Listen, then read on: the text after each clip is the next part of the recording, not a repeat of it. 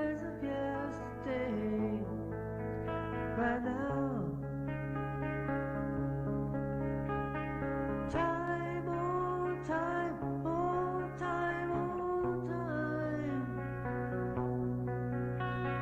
Time, oh time. Time, oh time. Please won't you tell all the stories you know so well.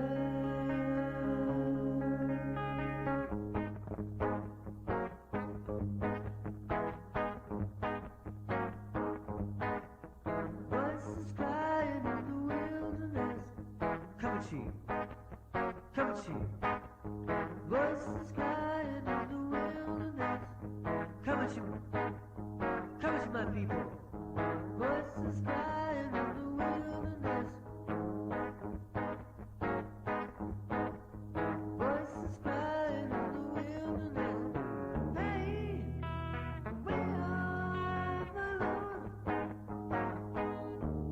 Everybody the people down. Everybody will be exalted, and the crooked will be made straight. That day, that day.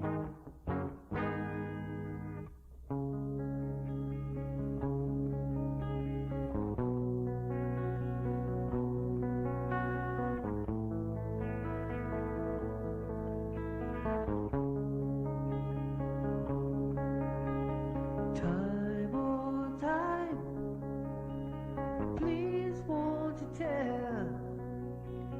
tell me all the stories you know so well. Time, oh time, please won't you say the stars of yesterday, right now. Time, oh time, oh time, oh time. Time, oh time. Time, oh time. Please won't you tell.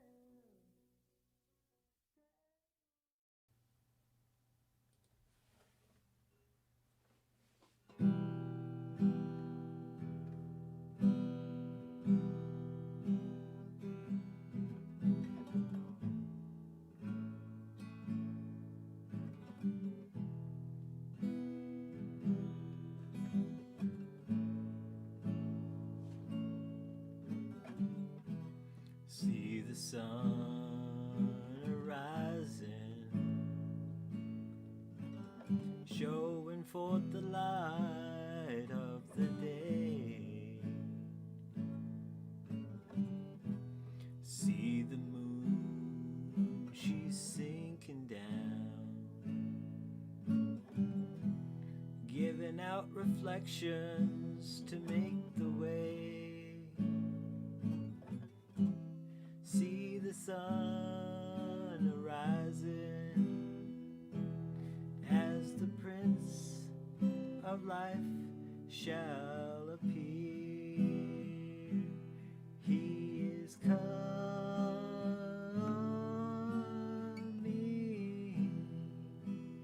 and his coming is near. From the rising of the sun to the going down thereof, so shall the coming of the Son of Man be. Like the lightning from the east that shines into the west, so shall the coming of the Son of Man be. He is coming on a cloud, with a trumpet in his hand he'll sound it loud, and then the Christ will appear. He is coming on a throne, when all he'll take you home. Don't you want to see him when he appears? From the rising of the sun to the going down thereof. So shall the coming of the Son of Man be. Like the lightning from the east that shines into the west, so shall the coming of the Son of Man be.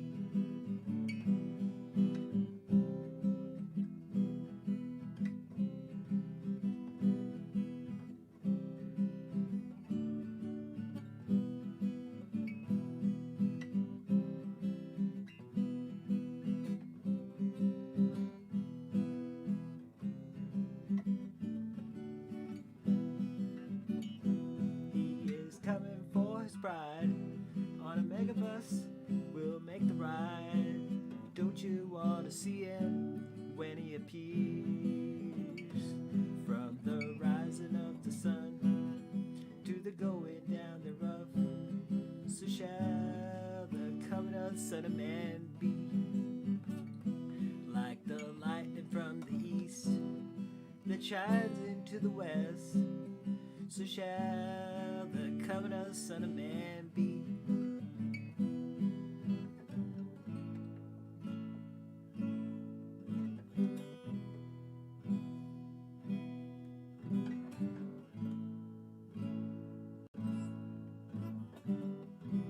See the sun arising, showing forth the light of the day. See the moon, she's sinking down,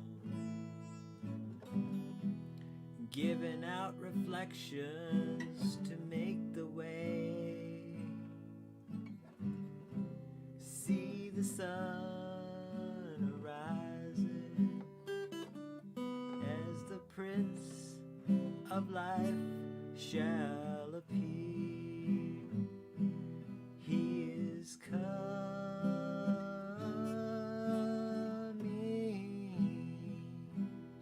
and his coming is me.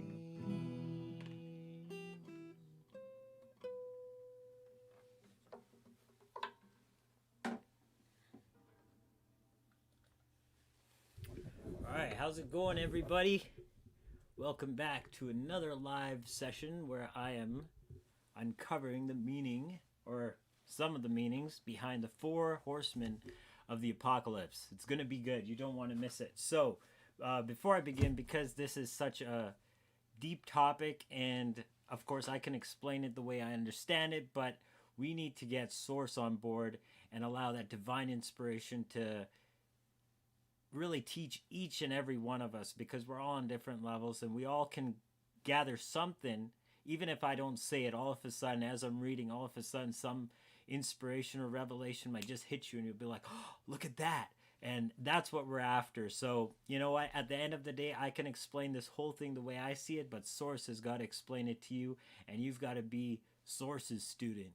Understand it from that deeper perspective, from that deeper meaning. And when we do that and we really tap in to that knowledge, which transcends physical, ego, brain learning, whatever we've learned in this lifetime with this physical brain, all of that information transcends all of that. So that's what we're tapping into. So Source, just speak to everybody. Let everybody understand this living word, because it is alive. It's not a book that's simply a book. It is alive.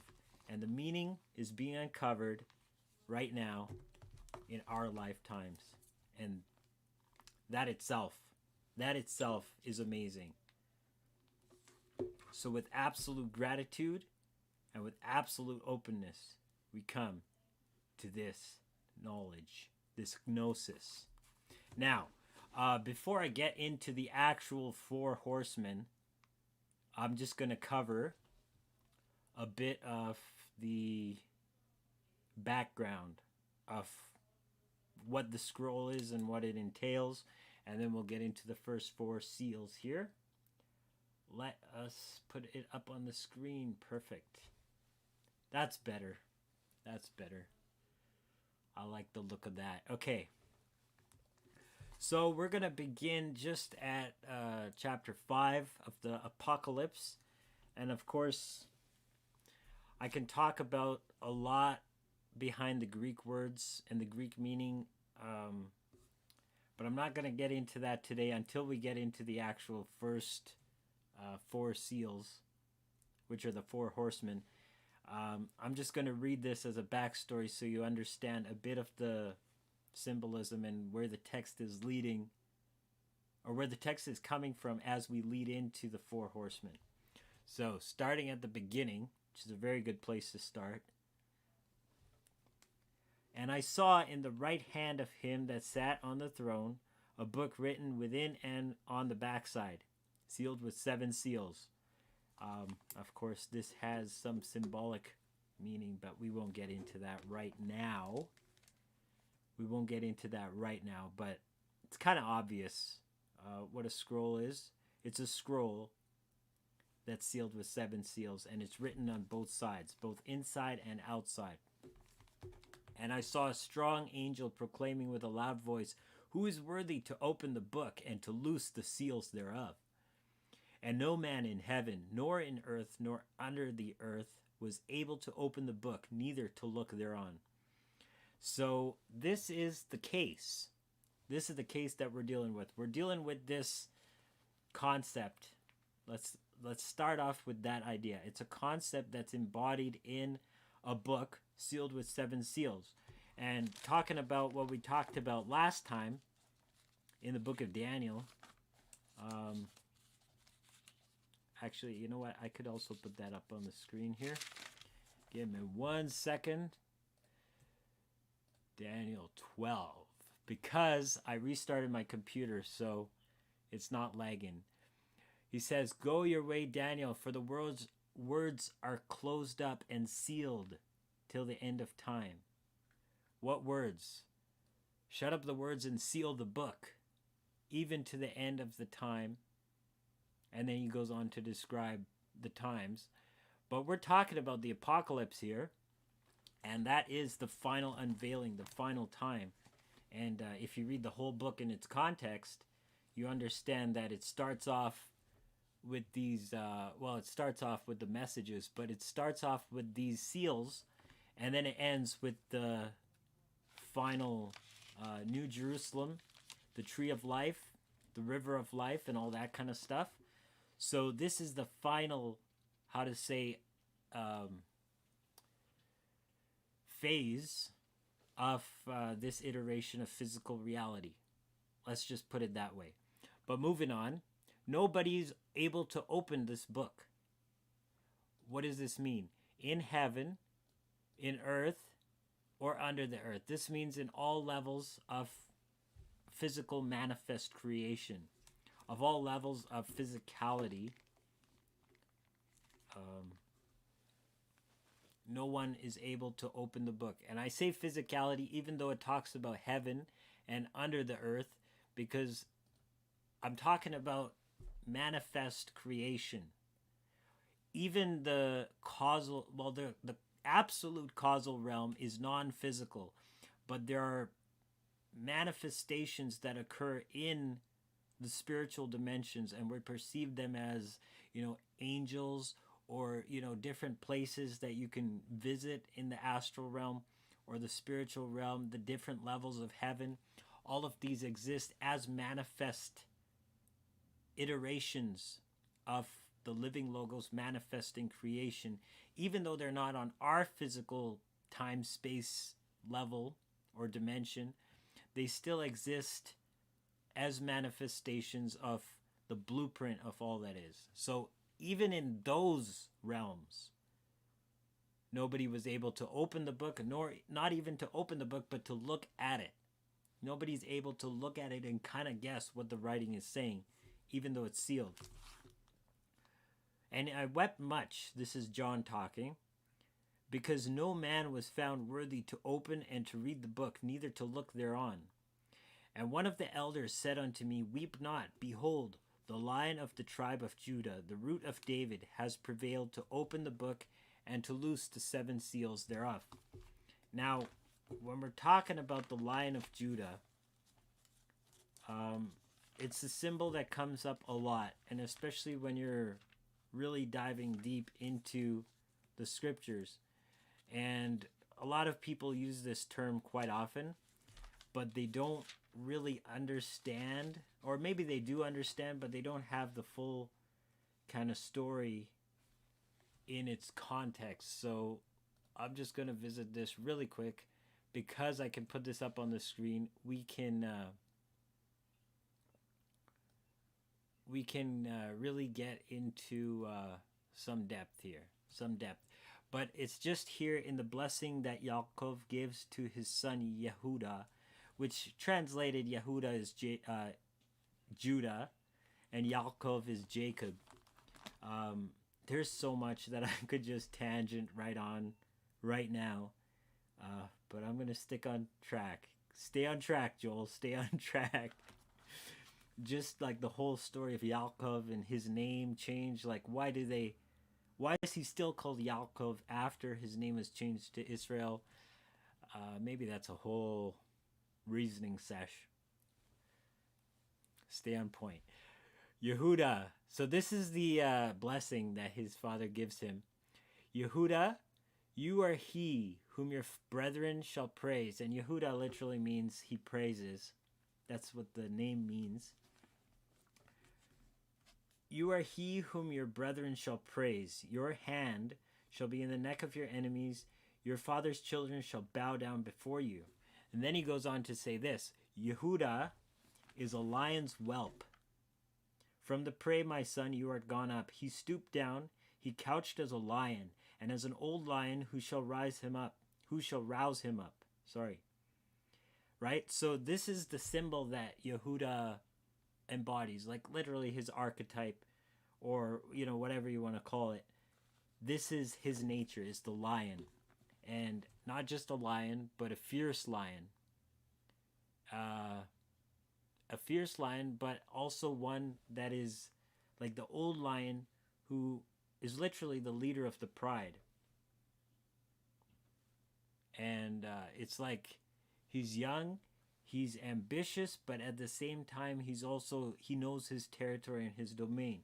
And that goes on in the next verse where it says, the scepter shall not depart from Yehuda, nor a lawgiver from between his feet, until Shiloh come, and unto him shall the gathering of the people be.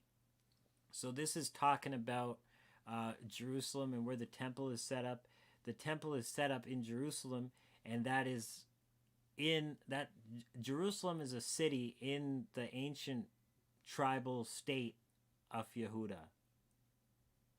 And I won't get into the whole politics of it, but Yehuda was literally the last stand against the Babylonians. At the very end, there were some other tribes involved with that too, but Yehuda was where all of this went down. And that was the center, and that was it. All the other tribes basically kind of, said to heck with the law, to heck with whatever Yahweh was saying, and they went their own way. That's all recorded in the books of the Kings. We won't get into that. But this is what it's talking about, the Lion of Yehuda. It's talking about the kingship of... It's talking about this eternal kingship where it says the scepter shall not depart. It's really an eternal kingship, and I'm just going to add a little bit here. Talking about the monarchies of the world right now, they are not legit. They claim divine right, but they're not legit. And they actually are usurpers of this divine scepter that is eternal. And the whole reason why we're seeing a whole bunch of stuff unfold, I'm not going to say with politics or with institutions, really. I'm just going to say in the media, because this is the only weapon that the elite have right now at their disposal. Because stuff has been done in relationship to who's in charge. I won't get into that right now. But let's just say that the lion has returned. David, the root of David, and that that also refers to this lineage that will never be cut off. And they have their own lineage, okay? Don't get confused. Just because they claim their lineage goes back all this way, that doesn't mean it's true. They're just claiming that so that you believe it, and then actually you manifest their story that they're trying to impose on you for them. That's what this is all about. They tell you the story, you believe it, and then you act it out. You manifest it. It happens around you because they've predictive programming, right?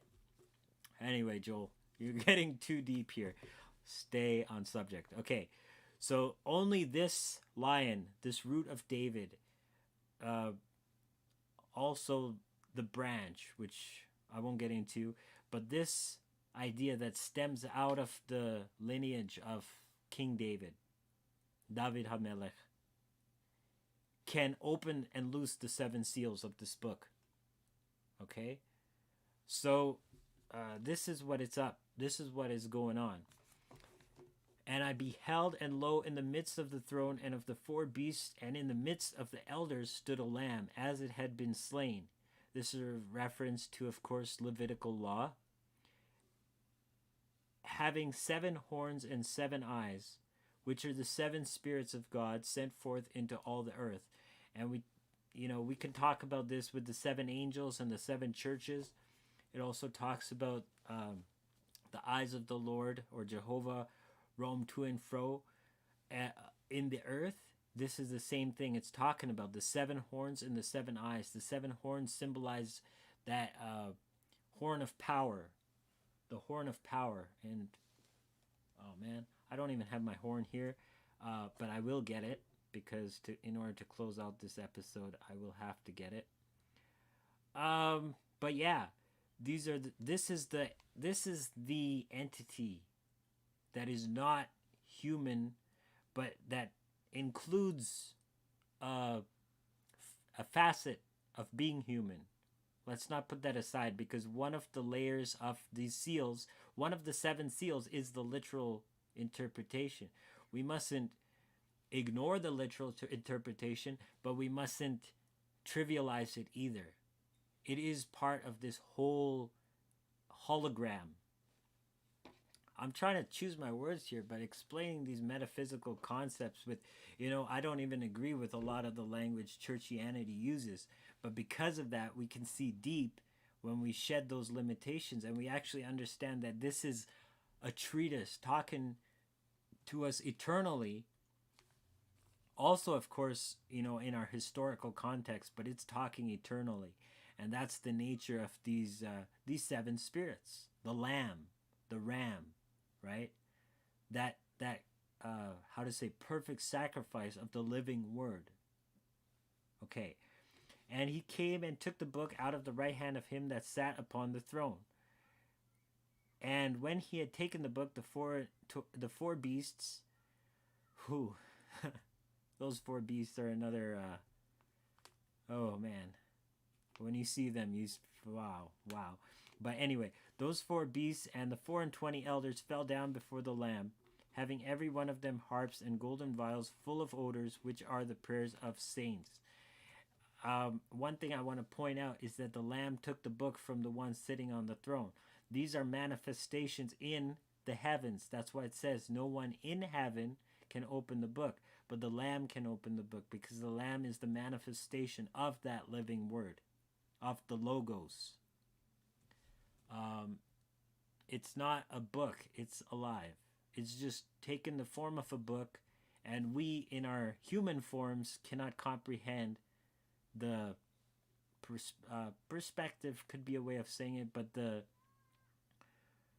real dimensionality of what is going on. So all we can see sometimes are a book. All we can see are sometimes these certain aspects of this power coming through into our physical world.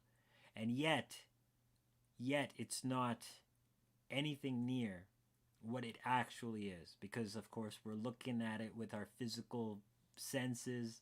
Our brain has to decode what the senses pick up, yada yada yada.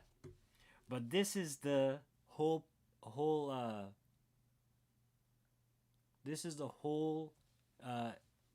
summary of what this energy, this power, this being, this logos embodies. So the 4 beasts and the 24 elders sang a new song, saying, "You are worthy to take the book and to open the seals thereof, for you were slain, and have redeemed us to God by your blood out of every kindred and tongue and people and nation." This says every kindred, every tongue, every people, every nation. So it's not just limited to evangelicals sending out missionaries. There's nations, there's tongues, even in times past, that have to be included because it says every kindred, right? So we're not talking about churchianity here. Of course, churchianity has a bit of understanding, but they're sitting on a gold mine, and they're not expressing this to their congregations, and their congregations are not really realizing this revelation. This is a revelation. It says in chapter 1. It's not.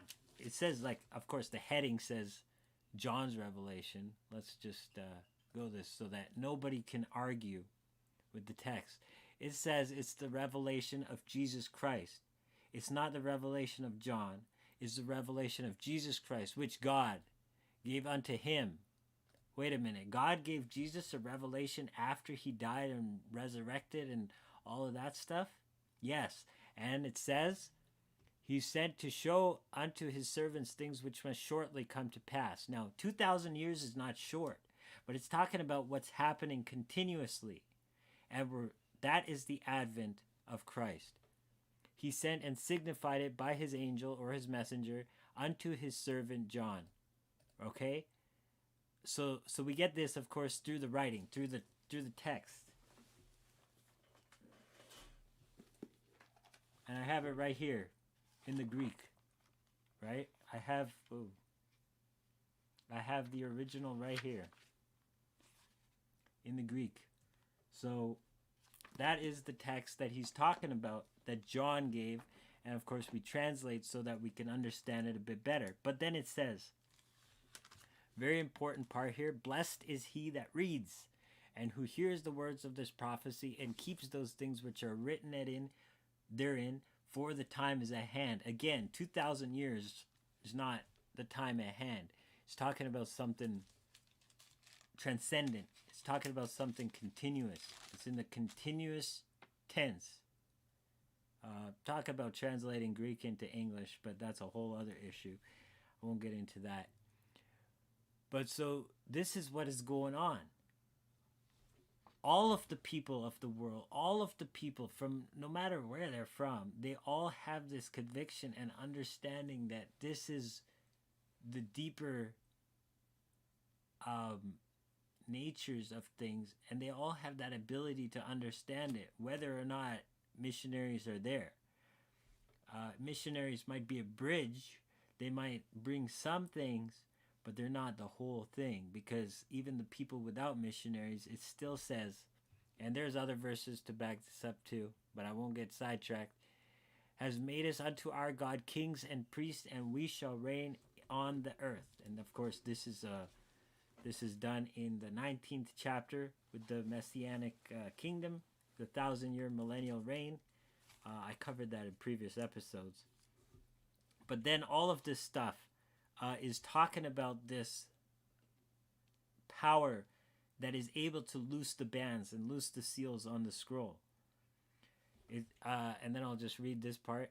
"And I beheld and heard the voice of many angels round about the throne, and the beast and the elders, and the number of them was 10,000 times 10,000, and thousands of thousands, saying with a loud voice, Worthy is the Lamb that was slain to receive power, and riches, and wisdom, and strength, and honor, and glory, and blessing." There we have a sevenfold benediction. And I covered that in one of the reasoning sessions as well.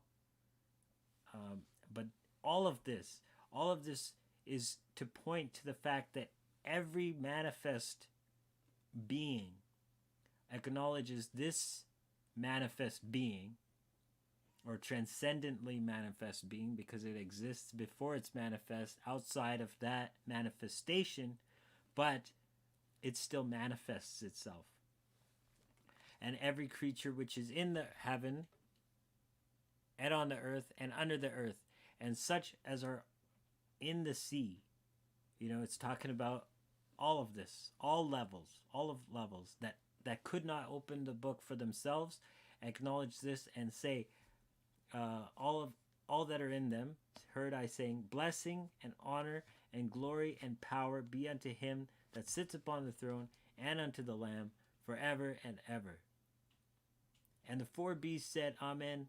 And the 24 elders fell down and worshipped him that lives forever and ever. So this is the backstory that I wanted to cover, and that took a decent amount of time, but that's okay, because a real understanding, it won't matter what I say, it won't matter what I'm talking about if you don't understand why these seals are being opened. So this is the whole kind of backstory as to who's opening the seals. And as we're opening the seals, and then as we get through the book, we're going to understand why the seals are open and just what is going on. Because the seals are an unveiling. The whole book is talking about this unveiling. Apokalupsis literally means unveiling. And of course, translations also can include the term revelation. But what it's really talking about is whenever one of the seals is broken, something that's hidden is made manifest, and it's exposed for what it is. That's what we are going to keep in mind as we get through these first seals.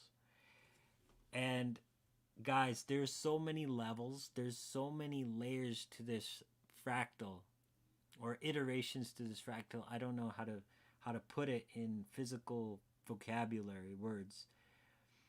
But I'm just going to cover what's relevant here because,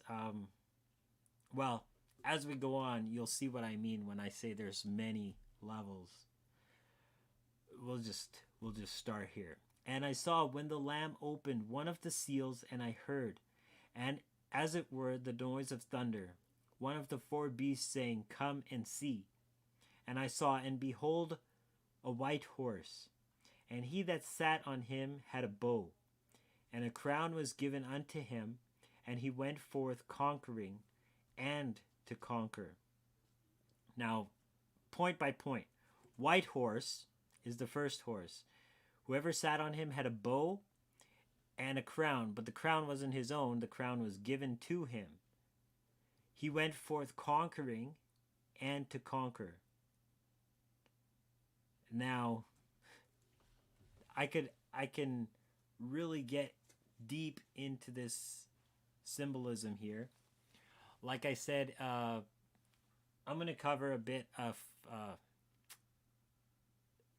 some of the stuff that's going on right now. And then I'm going to get into the real subject. Some of the stuff that's going on right now.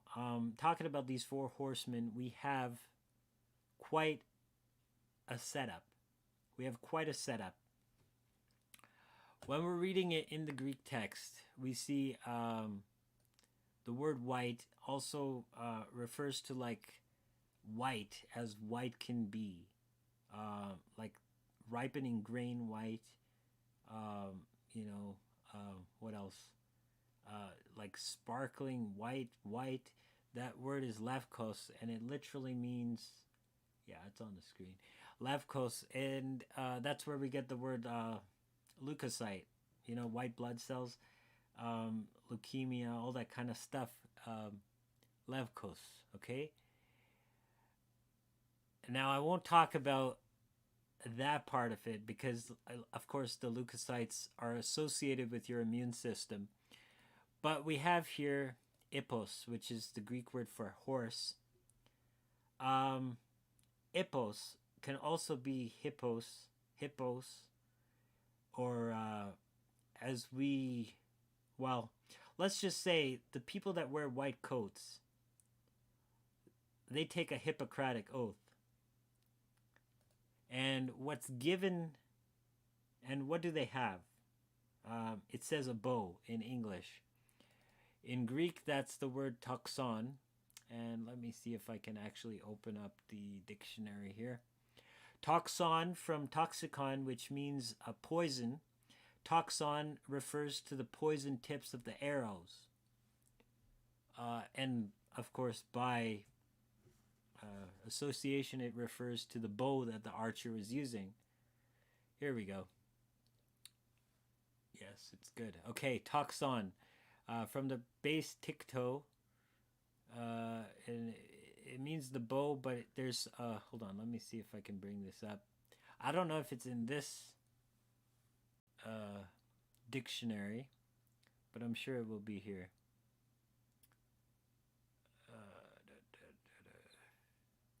No, this is tikto, and this is referring to gynecological medicine, because ultimately all medicine comes from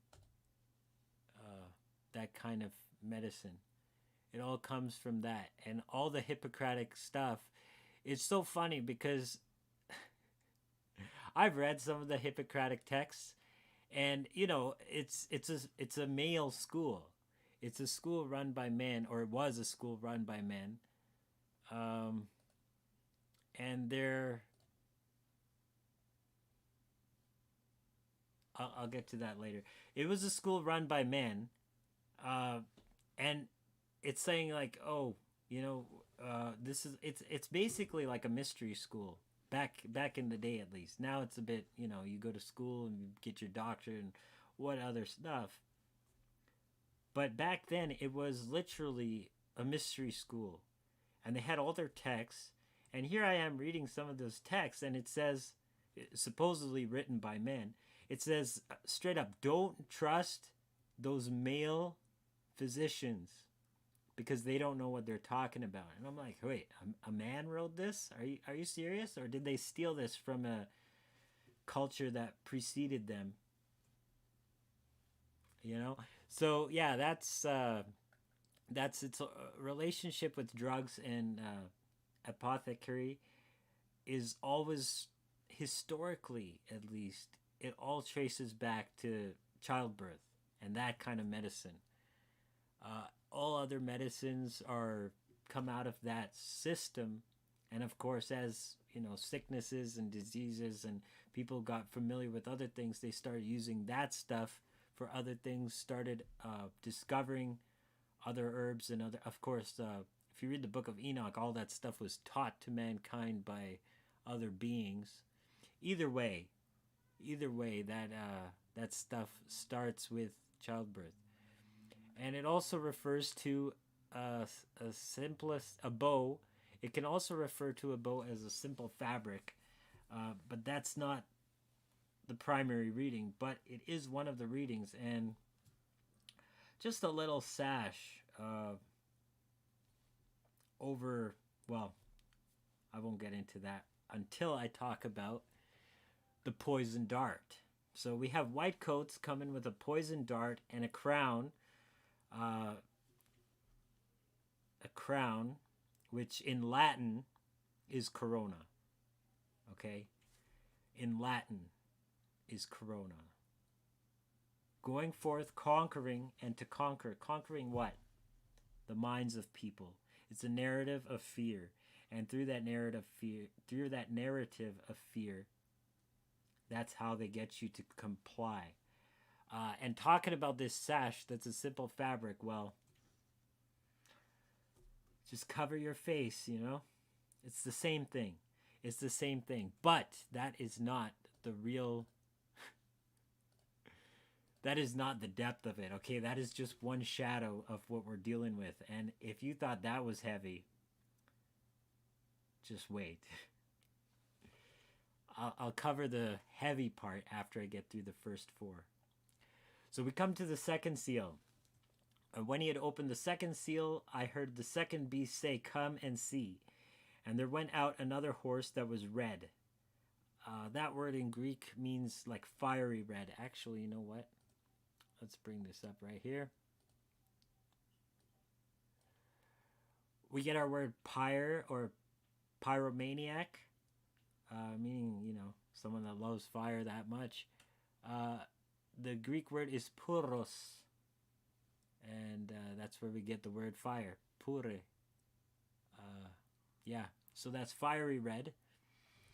And power, the word power is not in the Greek, but it says in the authorized, it says, power was given to him that sat thereon to take peace from the earth, and that they should kill one another. And there was given unto him a great sword. Now, this, of course, talks about civil unrest, riots. People are going to kill people. It's not the governments. It's not the elite. They're not going to kill people. They're just going to get people to rise up against themselves. And like they've orchestrated wars over the centuries, they just do that. They just do that because there's no borders. There's no nations. All people are just people. But it's the programming in our minds that get us to accept that, oh, I'm on this side and you're on that side, and I got to fight you in defense of my territory or, ideologies or whatever. But we're talking about a red horse that does this. Now, of course, war can be described as red, but there's an even deeper meaning to the red horse. I'm going to get to that. I'm going to get to that after I finish all four. I'm going to just browse through all four and then continue with the real meaning. And when he had opened the third seal, I heard the third beast say, come and see. And I beheld, and lo, a black horse, and he that sat on him had a pair of balances in his hand. And I heard a voice in the midst of the four beasts say, a measure of wheat for a penny, and 3 measures of barley for a penny. And see, you hurt not the oil and the wine.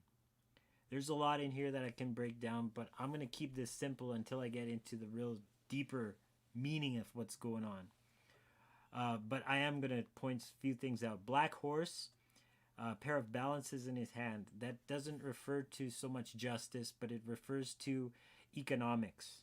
And as we can see here, a measure of wheat for a penny and 3 measures of barley for a penny. Of course, always barley is, the cheaper grain. Technically, historically, it's been the grain of peasants, whereas wheat has been the grain of like the upper class. But it's talking about a 1-to-3 ratio, and then it also says on top of that, hurt not the oil and the wine. Symbolically, of course, this represents, the oil represents the spirit, or it can represent the anointing. It actually does represent the anointing, because that's what anointing means, is to be rubbed down with the oil, and that separates you from regular service, regular laity. So that's what it's talking about when it says Messiah or Christ. That's literally the translation of the word for the anointed one, or the one that's been rubbed down with this oil to consummate that office or that ministry or that line of duty in the person. And of course, the wine symbolizes the so many things, but specifically it's talking about the blood of Logos, the blood that redeems us, like it says in chapter 5, through the blood we are redeemed to our God and become kings and priests. That is the authority that kings and priests walk in and exercise. Outside of that, there's just the wheat and the barley, and it's restrained and it's restricted. As literally, it can be food is restricted, shortages, whether engineered or not. It's just talking about prices skyrocket for just basic necessities. It doesn't sound like that, considering a penny, But that's what it's talking about, because, I'm just going to point this out here. Back then, of course, when it was translated in 1611, a penny was a bit different. In Greek, this is the word denarion, which literally means denarii. See, look at this. A Roman silver coin, and the principal silver coin of the Roman Empire. Ordinary pay for a day's wages. So, right now, even you get like barley pretty cheap, but prices have gone up, and just regular food, things are, looking quite interesting with the present unfolding of whatever whatever is going on in the world, or whatever they tell us is going on in the world. I'm not going to get into that. But this is what it's talking about here in the one of the meanings, okay? There's so many meanings. And even like I did other reasoning sessions where I talked about the fourfold nature of every plan of darkness. Every plan of darkness will go through 4 stages, and I'll cover that as I go back over this. But then the final seal says, when he opened the 4th seal, I heard the voice of the 4th beast say, come and see. And I looked, and behold, a pale horse. In Greek, that word is green, or chloros in Greek. And his name that sat on him was Death, and hell followed with him. And power was given unto them over the 4th part of the earth to kill with sword, and with hunger, and with death, and with the beasts of the earth. And that's very interesting that the 4th beast, or the 4th rider, I should say, the 4th rider actually has a name. The other 3 don't have a name, and even throughout the rest of the book, very few entities are named. But we'll see that there's a lot of very deep meaning in this one as well. I don't know if I'll be able to cover this one right away in this episode, but let's just go through this. So we have a 4-phase plan of the nature of every dark attack. Every attack from the kingdom of darkness comes in a 4-stage strategy. It's a strategy of 4 stages, and the first stage is to divert your attention. Then the second stage is to hurt you, and then to make you feel hurt. So once you're diverted from your goals, from the real intention, and from the living word, all of a sudden, it's easy to convince you of falsities. And those falsities are personal hurts. So once you get, once you get distracted, then that hurt starts to brood in you. And once that hurt starts to brood in you, then the lies start manifesting as a result of that. And then those lies convince you otherwise. And then before you know it, you're on the 4th stage, which is literally the decimation of all your personal aspirations. And you end up destroying yourself from the inside out because you've become so depressed now, and you've given into that kind of system of mental mind control, because it is a battle for your mind, you know. And from there, you're your own worst enemy. This parallels to the 4-fold nature of the takeover of any society. This is outlined in, works like The Art of War.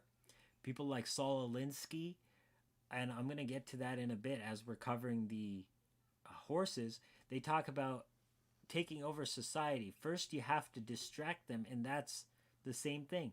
You take over, not overtly, but you take over their, first and foremost, you take over their institutions for education, and you start introducing curriculums that are contrary to, well, it's not contrary to what that society is necessarily, but it's more in line with what you are doing and all of that kind of agenda that you're pushing. Once you get past that stage, then you can start the manipulation with the hurt and bring the people against their own police forces, their own kind of all their governments, all their institutions, all their religions, all that stuff. You bring people against all of that internally, and that's the hurt. After that stage is done, then the lies start to come out, because what happens is that there's people that have already graduated the education system, and they end up in the media, they end up running politics, they end up running all these kind of institutions, and they've been brainwashed so much so that they support your system, and they don't even know it, because this is a covert takeover. By then, you're in the 4th stage, and all of a sudden a crisis hits, and with that crisis, it's like the Hegelian dialect, where it's problem, reaction, solution. You come in, and tanks on the street are normal. That basically every invasion in the last 100 years, almost 200 years, has say 100 years has been pretty much the same strategy, but it's always been the same strategy with the Kingdom of Darkness. That's just the same strategy they have. But now, I'm going to get really deep into this subject, because we are exposing mainstream churchianity. And it's funny because they're sitting on this book, and a lot of people look at, the Bible, ancient scriptures, and they say, well, the institution that's peddling this stuff, they're not saints. They don't have anything that I want. Why would I want to listen or dive deep into the nature of this book? Why would I? Because they're as corrupt as anybody else. But guess what? This is the very system that is actually talked about in the book of Revelation. It's talking about churchianity, and it's talking about the real saints. There's a big, big difference. So big that it's night and day. So big that one is not the other, and there's no gray area. Because if you're on one side, you're absolutely against the other. And if you're like in churchianity, and we'll get to who is running churchianity in a bit right away. But if you're on that side, you're against the real knowers, right? The truth, the gnosis. You will know the truth, and the truth will liberate you. But otherwise, you'll just be part of their fiction, and you'll just be playing the same game with your, social insurance number, all of that stuff. It's all part of that system. And we're going to expose this because the Catholic system believes itself to be the fulfillment of the divine commission. We're talking about the system that runs all registered churches. And of course, they lay claim to this book, right? They lay claim to it. But nobody in that system is actually doing what the book is actually about. This is the point. We're exposing Christ and exposing Antichrist. Okay? But they believe, the Vatican believes, that it's fulfilling the divine commission of these four horsemen. And they plan, and it's so obvious now. But they've been planning this since the beginning.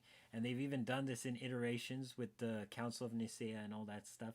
They plan to bring about a one world church and a one world government that is run under the papacy. And that they claim will usher in the millennial kingdom. But you know what? We covered Revelation 18 and 19 last reasoning sesh, or last live stream, and we know that this is the false agenda posing as the real agenda. So, talking about the first horseman, I don't know if I can get graphics up on the screen here.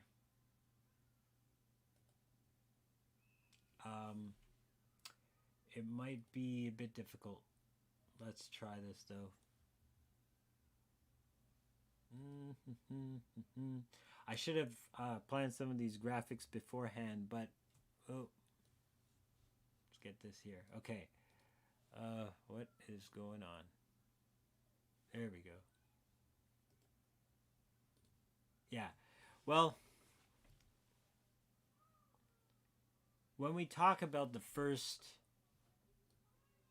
horseman, we see he's riding a white horse. We see he has the bow, and a crown is given to him.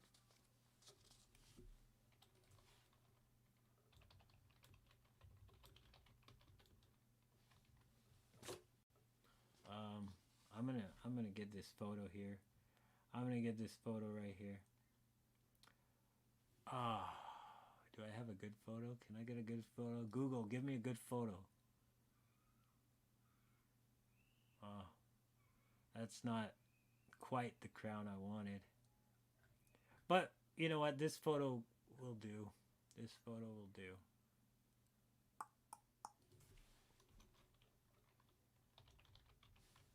Anyway. I don't think there's a photo here I can get really quick. I'm not going to waste time, though.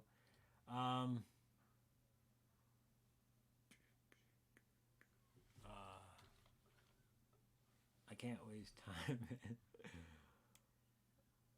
We got Shutterstock. Okay.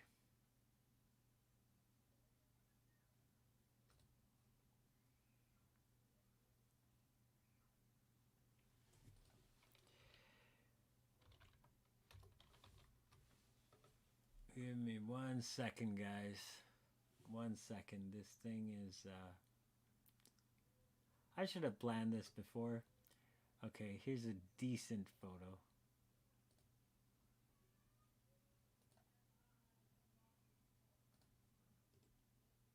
Let's see if I can get this out. Okay. This guy right here. This guy right here has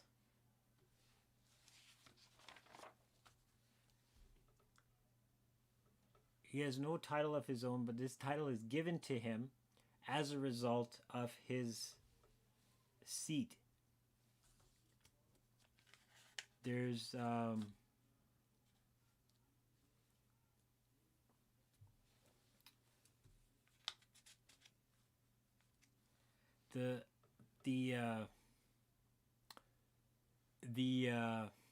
what's the word, when he assumes the office of the papacy, he actually gives up his own name. This is a perfect example on the screen. We have John Paul II, and his name, his original name was Karol. So yeah, he's not John, he's not Paul, he's Karol. And I don't even oh man, stay on track, man, stay on track. Here we go. He receives this pontifical name, Pontifex Maximus, which is all these institutions that have solidified the actual office of the papacy. All of that stuff that goes on here, it is all part of this system. So here he is with his bow, okay? And that bow is what he uses to supposedly bless the people and all that stuff. But he has no weapon. His followers will fight for him. Even though they're sovereign politically, they have no army of their own, but they bless other nations' armies. I could really do a really in-depth talk about this because there's stuff where the Pope here. Hold on, let me get this here.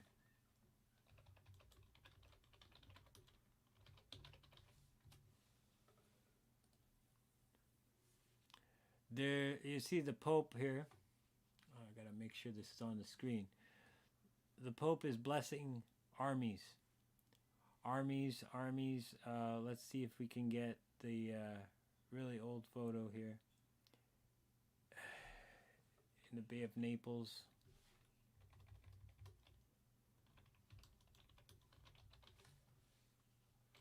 Naples, there we go. Do we have the photo? Google?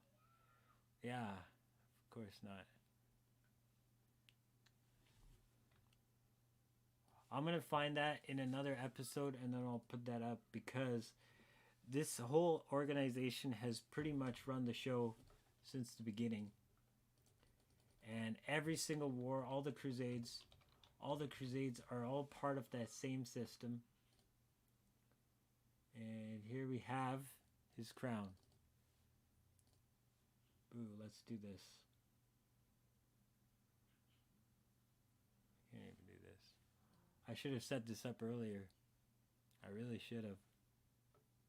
This is the Papal Tiara, and this crown is given to him during his coronation.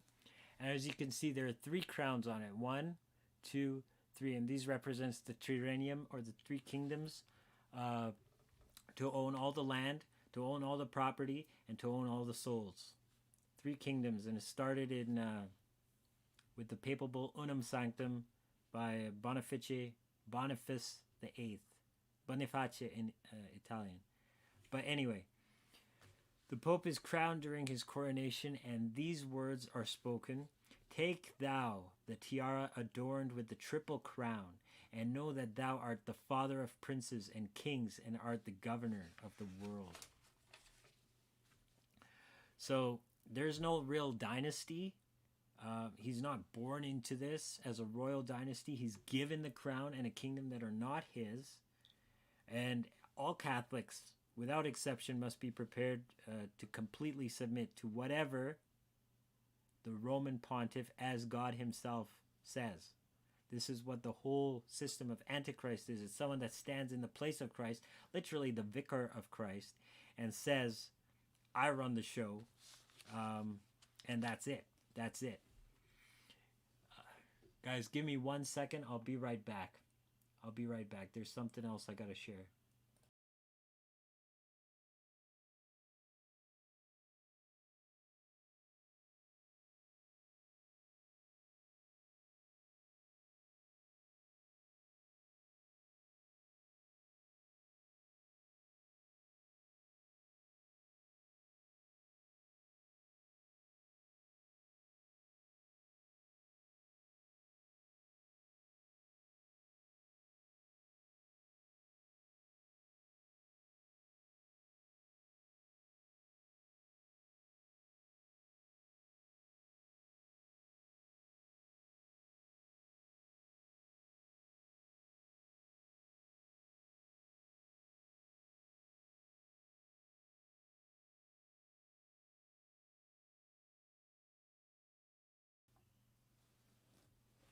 Okay, so what I was saying was all of this stuff is pointing to this guy who runs the whole show. But how does he run the whole show? Let's see how he runs the whole show. Well, you know what?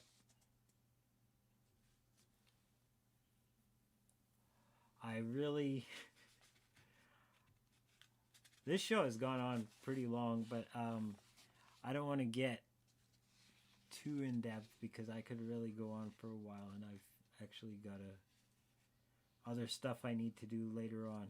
But it's just a revealing.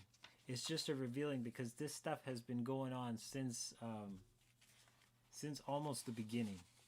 Since almost the beginning, these same people have run the show.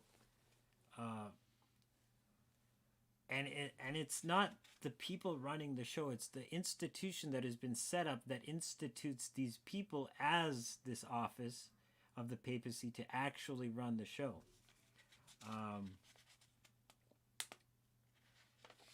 Let's cover a bit of backstory before we get into the second horse, though, because it's going to get into the history here. With Constantine and everything that he did, setting up Christianity as the state religion, because before that it was always, it was like basically not even the majority. It was persecuted, it was underground, because it was heresy to the Roman Empire's religion. So all of this stuff was really set against the true church. Like, look at the Emperor Nero, and when he burned half of Rome, not half, but sizable part of Rome.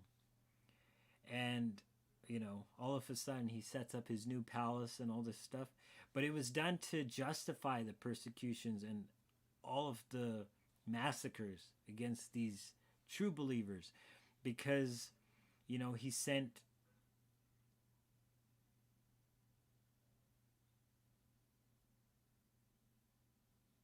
his own spies out into these Christian groups, and then he betrayed his own spies, and he actually, you know, sacrificed them in the arenas. This is the whole thing. It's like a double speak. You know, 1984, guys. This is typical. This has been going on since the beginning. It's the empire. This empire morphs, but it's the same empire, and it controls us through their fiction, and they set themselves up as the authority, as the guy that set this up, Pope Boniface VIII. He literally said that the Roman pontiff, and I'm quoting from the bull, the Roman pontiff judges all men, but is judged by no one. We declare, assert, define, and pronounce to be subject to the Roman pontiff. The Pope is to every human creature altogether necessary for salvation. That which was spoken of Christ, thou hast subdued all things under his feet, may well seem verified in me. I have the authority of the King of Kings. I am all in all and above all, so that God himself and I, the vicar of God, have but one consistory, and I am able to do almost all that God can do. What therefore can you make of me but God? I'm not even going to say anymore. Because that is straight out of the horse's mouth. Straight out of the horse's mouth. And let's see if I have his photo here, actually. Do I have his photo? I thought I did. Yes, I do.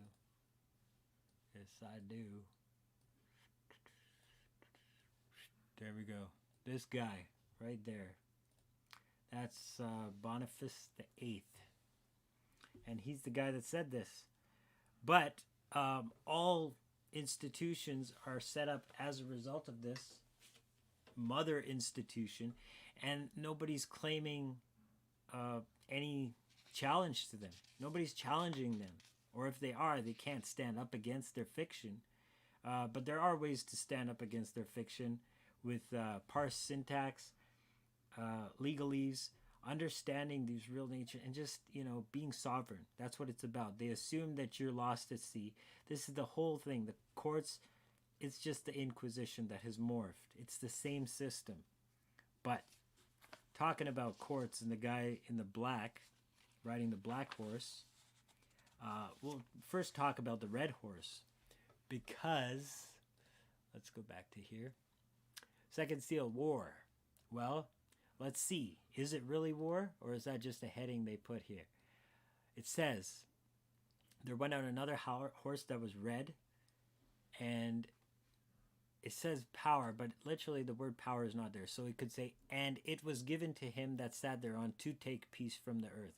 So that is, by inference, the power to do so.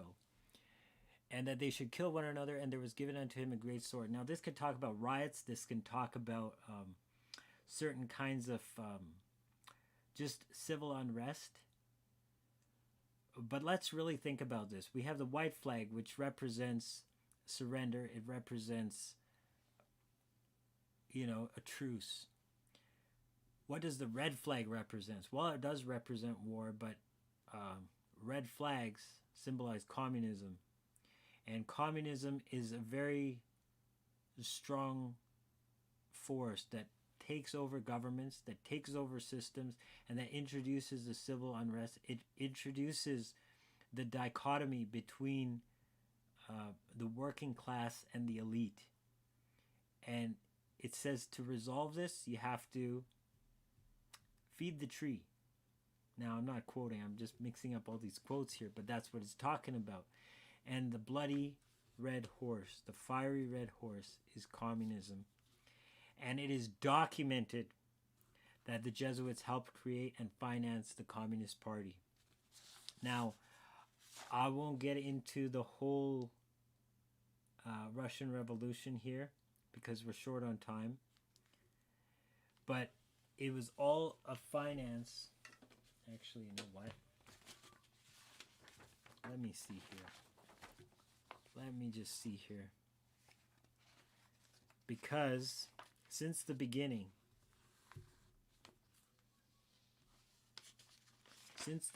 this stuff has been going on. And when every claimant to the throne had to be eliminated, every insider had to be eliminated. This is not just the royal family, the Romanovs, but it's also guys like Rasputin. They all were threats.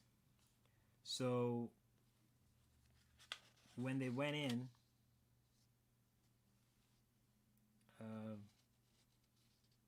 they just eliminated it. They eliminated them all. They eliminated them all because this was the last stand of what was going on before. This is what colonialism was all about. Colonialism was the first part of the Inquisition. Then after that, they had to come up with a new way because there were kingdoms that wouldn't fall. They wouldn't submit. And the last one standing was the Romanov dynasty. I'm not saying that they were perfect. There's a lot of corruption there too. But what came in to eliminate them was something completely to take over a much bigger system. It wasn't just about local wars anymore. This was like worldwide in order to take over and for killings and for bloodshed, all of that stuff. And of course, Pope John Paul II was the first pope that wasn't Italian. He was from Poland when Poland was communist. And of course now we don't just have a non-Italian pope, but we have the first Jesuit pope, which says a lot. Says a lot. But you know what? All these world wars, the Third World War has already been planned, and quite frankly, it's underway right now. It's happening in America, and it's a fight over communism. It started with the Cold War, but they're just testing the waters. They're trying to see how far they can take it every single time. And each time they bring it back, it's an iteration of the same dichotomy fighting each other. On top of that, you have protests to, disarm, defund the police, which we're going to get into in the next one as well, because all of a sudden we get to the third seal, which is the black horse. And of course, the black horse, the black flag represents anarchy. Black flags represent Antifa, or like radical groups like ISIS. And they are absolutely,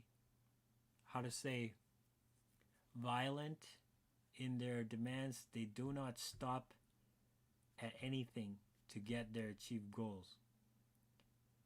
And violence is the key, because when you submit people to violence, then they're going to do whatever you have to say, because when their lives are at stake. But it's talking about famine. It's talking about economic disaster with the pair of balances. And of course, you have to pay a whole day's wage, a denarii, for one measure of wheat, when it should be just, a couple bucks.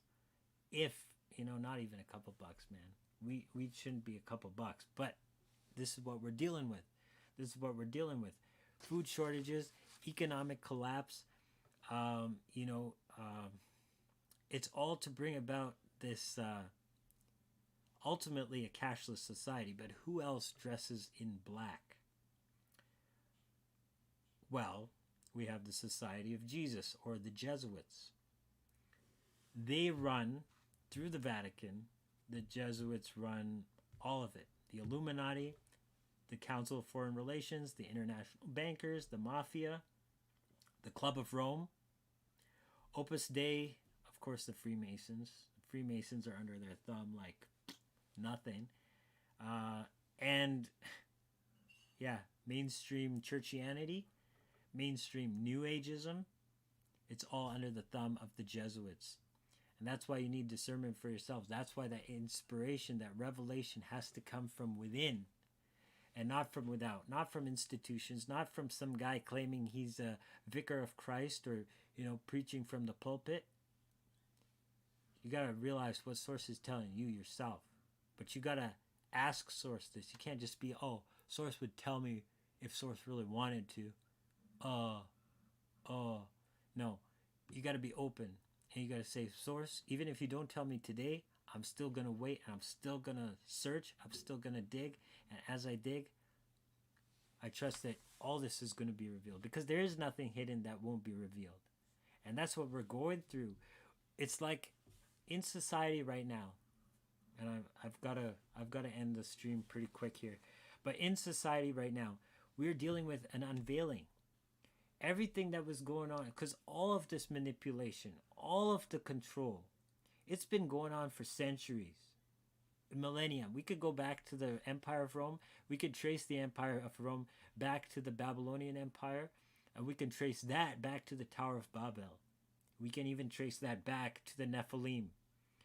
All of this stuff, it's timeless, but it morphs according to the way society is going to handle certain subjects or certain topics. So how do we deal with that? How do we deal with that now? Because as things are getting exposed, what's getting exposed? Well, all of a sudden we see, the crown, the corona, and the poison dart. Wait, he has a bow. Okay, yeah, he has a bow. But what's been unveiled in the last, since last spring? All of a sudden, one thing has been unveiled, and it's the next thing to be unveiled are the riots. Then the next thing to be unveiled is the economics. And then the next thing to be unveiled, we'll get to this. But it's all just an unveiling. Whatever has been going on under the covers for ages is now happening for all of us to see. It's up to us whether we want to see it or not. I'm sure a lot of people out there, we know people that want to remain ignorant. They want to just be fed the narrative. They want to just be fed this stuff. And they want to just say, oh yeah, they know what's going on. Whatever they say is for our benefit. Always looking out for us. New restrictions today, yeah. But you know what? There are those of us that see right through it. We see right through it. And every time we look, it's like more is being revealed. And it's like they don't even know that their shield or their veil has been taken out from in front of them. They're doing the exact same things, controlling people, lying through the media, doing all this kind of stuff. And it's out in the open, but it's almost like they don't even know they're out in the open. But it's just like, game on as usual. But you know what? The veil has been pulled off of our eyes. Our eyes. Whether they've been hiding behind closed doors or whatever, the veil is pulled off of our eyes that have really tapped in. That's why you're watching this show. So you've really tapped in. You really know what's going on. Whether you're admitted it or in denial or some of it, whatever. The veil has been pulled off of our eyes. And yeah, we can see the emperor wears no clothes. The emperor wears no clothes. Everybody thinks it's the most expensive garment made out of this magical material that only the most noble people can see. But guess what? Dude's butt naked. Anyway, dealing with that, the fourth horseman to come out of this, and I'm going to close with this. I can't skip ahead too much, and I can't cover too much because it's a really heavy subject, guys. And I normally, like, with the live streams, I can't edit it. With the Joel Fernandez show, I can easily put up pictures and, cut video clips and all that kind of stuff and make it a really nice presentation. But with these live streams, I don't really have a lot of photos because I don't really plan on where this is going. I know the basic outline, but man, some of this stuff I really wish I really wish I could cover a lot more. But the green horse, I'm just going to show you this in the text right here. The word is chloros, which means green. Chloros, green. Or like a chlorine color, you know, like lime yellow. But it can mean pale also. But it definitely means a greenish color. And we're going to talk next time about the rider on a green horse, because that refers to the green flag. And this is all playing into this dichotomy, because ultimately, like I said, the papacy wants to rule the world through a one world religion. And the only way to do that is to have this dichotomy to get all others on your side, or either that or kill them. But the green flag is part of the same system. And this is the flag that, of course, is the last of the 4 horsemen. Before the end, you have the 5th, 6th, and 7th seals, which are a bit different. But this green horse,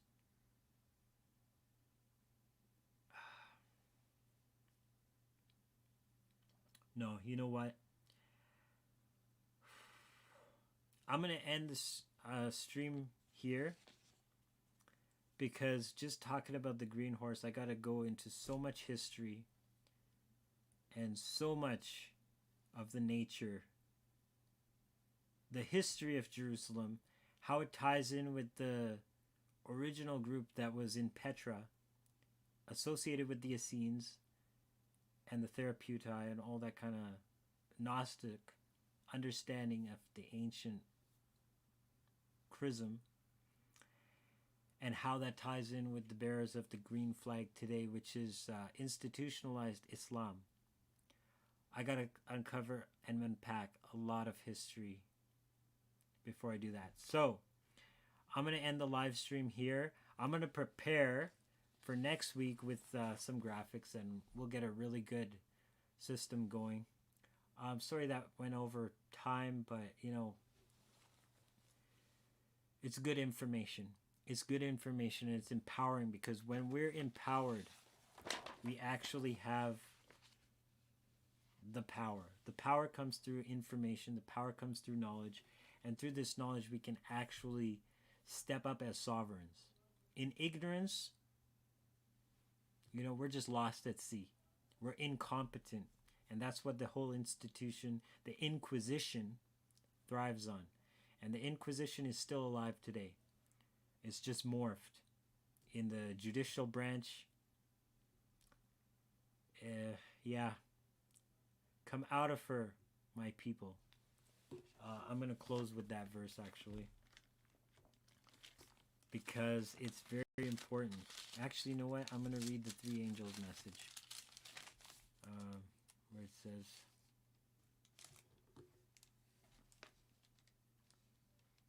no, let's just do the, come out of her, my people.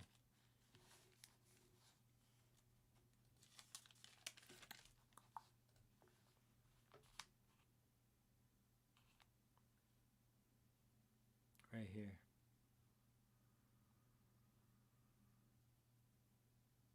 Just this part.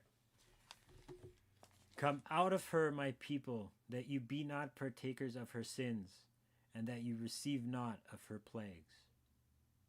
Because judgment is coming. Justice is coming. You can't hide from divine justice. Only God has infinite justice. No matter what people do in the meantime, in this time-space reality, and they run their institutions, and they run their little governments, and they run their little religions, only God can bring infinite justice. Infinite justice comes from one place, and that's non-physical. And all these physical people claiming authority, it's going to end pretty ironically, and that's what I'm talking about with this episode. The unveiling, the unfolding and the expose that we're part of by being in this life at this time. We're participants in it. Are we going to participate in the unveiling, or are we going to just try and go back to sleep? Because the sun's up, man. Wake up, sunshine. When this unveiling really happens in us, they can't control us anymore. They can't control us anymore. And we've come out of this system of darkness into a system of light. There's so many scriptures here, man. There's so many scriptures here. You know what? We'll do this another time, because